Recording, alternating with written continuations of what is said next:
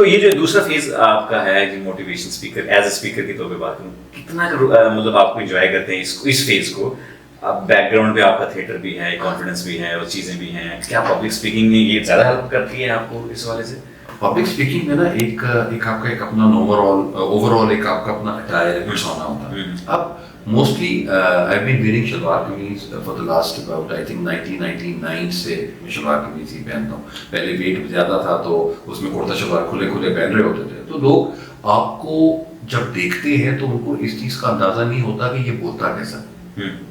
تو جو لوگ مجھے نہیں جانتے ہیں تو وہ ان کے حساب سے اسی طرح ہی تھا. وہ جاتے ہیں، آپ لوگ کبھی کبھی آپ سے ہاتھ بھی نہیں ملاتے، آپ کو ایسے دیکھا یہ کیا بولے گا، یہ کیا کرے گا، چپ کر کے. لیکن بہت یہ ہوتا ہے کہ جب آپ کو ٹائم ملا ہے تو آپ نے اس ٹائم پہ اپنے آپ کو بتانا ہے کہ جی کیا کریں. میں نے حافظ آباد میں ایک جگہ پہ ایک ایونٹ کرنے گیا، میرا سیشن تھا، تو وہاں پہ ایک اسسٹنٹ کمشنر صاحب بھی آئے ہوئے تھے اور میرا اٹائر دیکھ کے میں نے نیچے چپل پہنی ہوئی تھی، شلوار کرتا شلوار تھا، تو وہ میں نے پہنا. اور میں ظاہر بات ہے بہت موٹاپا تھا، تو وہ میں تو کسی نے مجھے وہ دیکھا نہیں، بات نہیں کی، اور اسسٹنٹ کمشنر صاحب نے بھی ہاتھ نہیں ملایا میرے سے.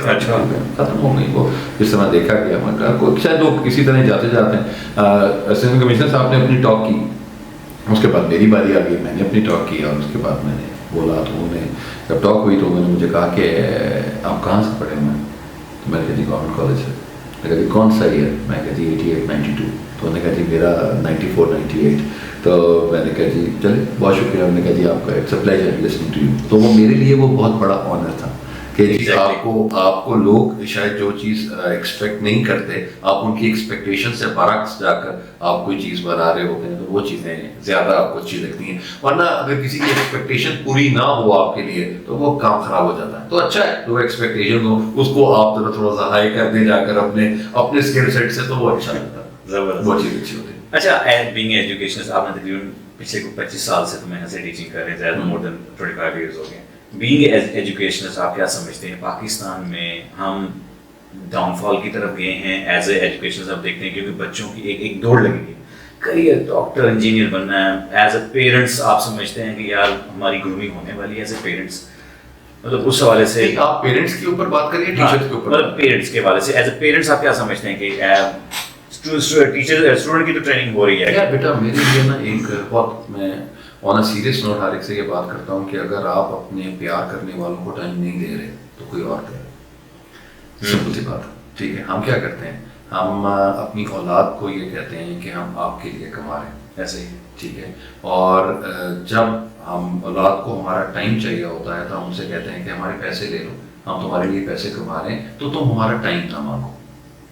ٹھیک ہے. اور جب ہم بوڑھے ہو جاتے ہیں تو پھر اولاد بھی یہی کہتی ہے کہ بڑی تاڑے واسطے کما دے رہے ہیں، آپ کی دوائیاں، آپ کی چیزیں، تو تسی سارا ٹائم نہ مانگو. تو اصل چیز تو دنیا میں جو ایسنس ہے وہ یہ ہے آپ کا ٹائم، کہ آپ نے دنیا کو، آپ نے اپنے پیار کرنے والوں کو کتنا ٹائم دیا.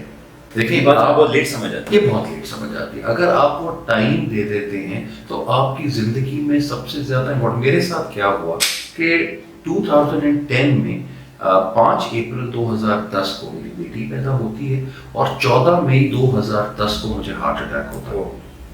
ٹھیک ہے جی. اب جب اس وقت میں نے دیکھا اور میں نے یہ سوچا کہ جگر اگر میں اس وقت میرا بیک اپ ہو جاتا تو میری بیٹی صرف اور صرف مجھے ڈراموں میں یا تصویروں میں دیکھ رہی ہوتی، اس کے علاوہ اور کچھ نہیں تھا.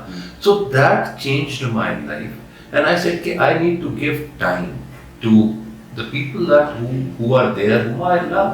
تو میرے لیے وہ امپورٹنٹ چیز سب سے زیادہ ہوئی کہ اپنے بچوں کو ٹائم دینا بہت امپورٹنٹ ہے. اور ٹائم دینے کے لیے کیا ہے کہ آپ نے ڈرائیورز رکھے ہوتے ہیں، آپ گاڑی پہ جاتے ہیں یا بچوں کے ساتھ، یا بیگم ہے آپ ان کو جا رہی ہیں بچوں کو چھوڑنے کے لیے. آپ ایز اے فادر آپ کتنی دفعہ اپنے بچوں کو چھوڑنے گئے؟ ہم نہیں جاتے. اور ہم کیوں نہیں جاتے؟ کیونکہ ہم کہتے ہیں کہ بابا رات کو بہت کام کر کے آئے ہیں تو صبح بابا نہیں اٹھ سکتے، اس لیے بابا کی جو صحت ہے اس کے ذات میں یہ ہے کہ بابا ہم لوگوں کے ساتھ نہیں آئیں گے، بابا ہیز ٹو ورک. یہ کام نہیں ہے. جب آپ اپنے آفس میں جاتے ہیں کہ یار صبح 6 بجے راتی 12 بجے گئے ہو گے، 2 بجے گئے جے، صبح 6 بجے اٹھنا ہے جے تو پہنچنا ہے. تو یہ ہم اپنے بچوں کو کیوں نہیں کرتے؟ We do it for our children also.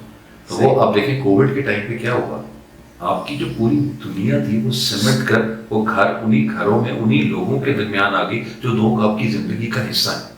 وہ ادھر ادھر کہیں نہیں گئے. تو وہ آپ کو یہ اندازہ کروایا کووڈ نے کہ بھائی آپ کی جو اصل زندگی ہے نا, جو آپ کا فوکس ہے, وہ یہ لوگ ہیں جن کے ساتھ آپ گھر میں رہ رہے ہیں, بالکل جن کے ساتھ آپ نے گھر, تو ان لوگوں کے ساتھ کیوں نہیں رہتے, ان لوگوں کے ساتھ کیوں نہیں. ہمارے ساتھ پرابلم پتہ کیا ہے, ہم یہ کرتے ہیں کہ ہماری زندگی کی پرائورٹیز بدل جاتی ہیں. ہماری زندگی میں جو سب سے پہلی پرائورٹی ہے وہ ماں باپ ہے, سب نمبر 1. نمبر 2 جو پرائورٹی ہے وہ آپ کے بہن بھائی, یہ میں شادی سے پہلے کی بات کر رہا ہوں, ٹھیک ہے جی, یہ بہن بھائی ہے. نمبر 3 جو آپ کی آتے ہیں وہ آپ کے رشتے دار آتے ہیں. نمبر 4 پہ آپ کے آتے ہیں دوست جن کے ساتھ آپ, اور نمبر 5 پہ آتی ہے جانو مانو. تو 5 نمبر پہ جو جانو مانو آئی ہے وہ پہلے پہ آ جاتی ہے. ابا جی کا فون آیا جی, تو جانو مانو کا فون آ رہا ہے کہ جی ابا جی تو بعد میں فون کر لیں گے, پہلے جانو مانو کو کر لیے چلی جائے گی. تو آپ جب جانو مانو کے لیے آپ اپنی پرائورٹی نمبر 1 کو خراب کر رہے ہیں, تو آپ کی اولاد میں بھی وہی حرکتیں کرنی ہے, باقی نے بھی وہی کچھ کرنا ہے. تو آپ کو یہ چیز پتہ ہونی چاہیے. اگر آپ نے اپنی پرائورٹی سیٹ کر لی ہیں تو جو جس سے پیار کر رہے ہیں اس کو بھی پتا ہے کہ میری پرائورٹی میں تمہارا کتنا نمبر ہے. Exactly. That is what really matters.